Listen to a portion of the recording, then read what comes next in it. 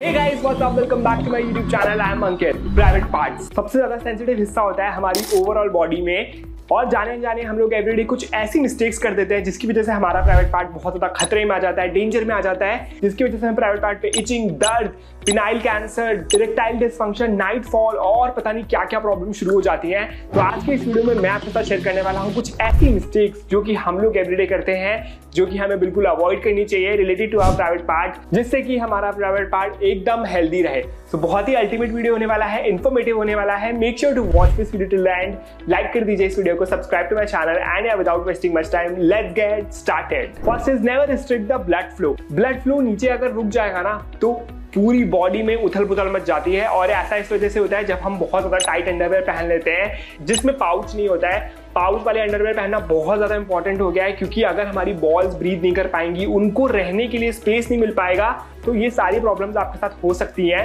इसके साथ साथ अगर आपको फिर भी ऐसा लगता है कि जो भी अंडरवेयर आप पहन रहे हैं वो थोड़ा सा टाइट है, तो आप एक साइज बड़े में जा सकते हैं। जैसे कि मैं मीडियम साइज पहनता हूँ और मुझे लगता है कि they are super tight related to my private part, तो मैं एक साइज उनके बिगर में चला जाता हूँ। बट ये आपको एक्सपीरियंस के थ्रू ही पता चलेगा। Brush your teeth incorrectly. अब आप लोग ये सोचोगे कि भैया ब्रश करने से हमारे प्राइवेट पार्ट का क्या रिलेशन है, वो दोनों एकदम अलग अलग हिस्से में लाया करते हैं। But let me tell you, हमारे मुंह से हमारे प्राइवेट पार्ट का बहुत गहरा नाता है। अगर हमारे गम डिसीज हो गई मुंह में, तो उसकी वजह से जो भी इंफेक्शन हमारे पेट में जाएगा वो सीधा हमारे प्राइवेट पार्ट पे भी पहुंचता है, एंड उससे सबसे गंभीर बीमारी होती है विच इज इरेक्टाइल डिसफंक्शन।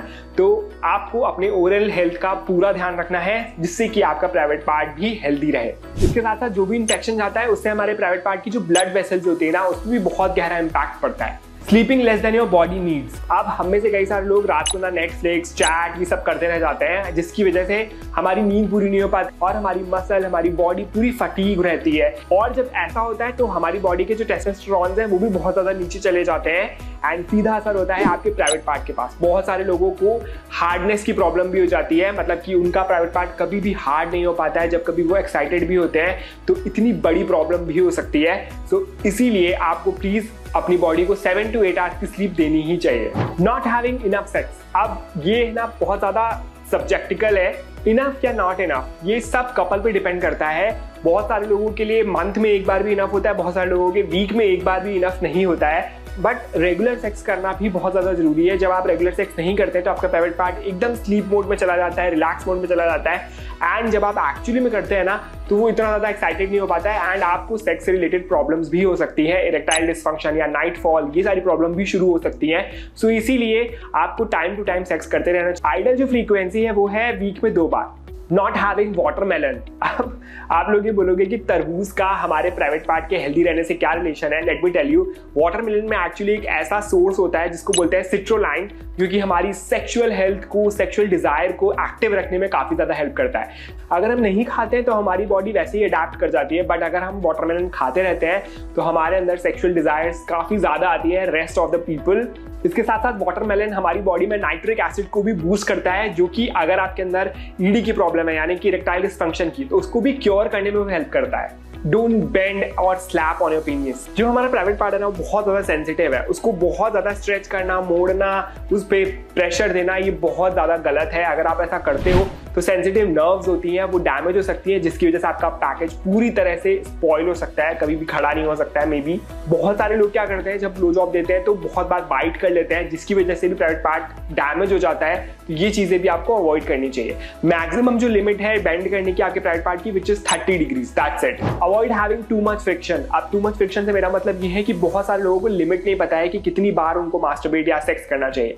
बहुत सारे लोग एक बार में 2 से 3 बार कर जाते हैं। जैसे एक बार उन्होंने मास्टरबेट किया, उसके 2 से 10 मिनट बाद ही वो दूसरी बार शुरू कर देते हैं, जिसकी वजह से एक्सट्रीम फ्रिक्शन हो जाता है, ड्राइनेस हो जाती है, जिसकी वजह से प्राइवेट पार्ट की जो स्किन है, फोरहेड की जो स्किन है वो डैमेज हो जाती है, उसमें चोट लग जाती है, पिंपल, एक्ने, कट लग जाते हैं, ये सारी प्रॉब्लम हो जाती है। तो प्लीज अपने प्राइवेट पार्ट को ओवर एक्सर्ट ना करें, ओवर फ्रिक्शन ना करें, जिसकी वजह से आपका प्राइवेट पार्ट डैमेज भी हो सकता है। Working from wrong side. अब वर्क फ्रॉम होम का कल्चर है, बट फिर भी हमें से बहुत सारे लोग लैपटॉप को क्या करते हैं, अपने लैप के ऊपर रख के काम करना शुरू कर देते हैं। लैपटॉप में इतनी ज्यादा हीट निकलती है जो कि आपकी स्पर्म के एक्चुअल एनवायरनमेंट को बहुत ज्यादा हीट अप कर देती है, जिसकी वजह से हमारी बॉल्स में जो स्पर्म है वो डैमेज भी हो जाता है। तो इसीलिए या तो आप अपने लैप के ऊपर एक कुशन रखो, उसके ऊपर लैपटॉप रख के काम करो, या तो आप एक टेबल पे काम करो। Last is ignoring body signal.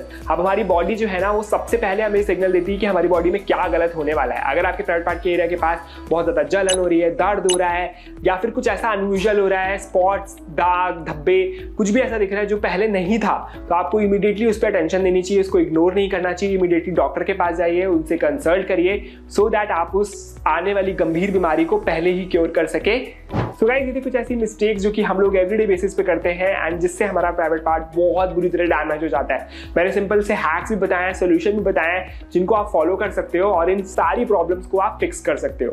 So that's it for today's video. अगर आपको वीडियो अच्छा लगा तो इस वीडियो को लाइक कर दीजिए, सब्सक्राइब कर दीजिए, share with your friends so that कि उनको भी इस टॉपिक के बारे में पता चले, इस अवेयरनेस के बारे में पता चले। And yeah, I will see you in my next video. Till then,